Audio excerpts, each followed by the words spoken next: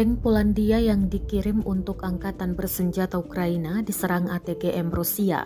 Rekaman detik-detik penyerangan ramai beredar di Telegram pada Sabtu 7 Januari 2023. Dalam narasi unggahan dituliskan ATGM tabrak tank Polandia di pinggiran Bakhmut.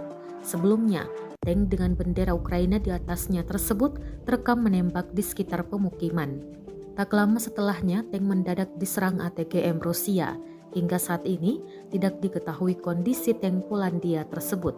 Sebelumnya diketahui, Polandia menyumbangkan sejumlah tank ke Ukraina untuk digunakan dalam perang melawan Rusia.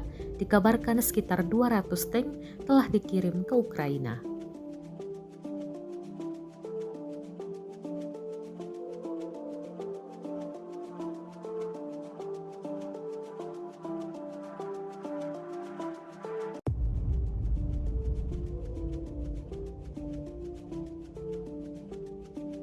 Terima kasih sudah nonton.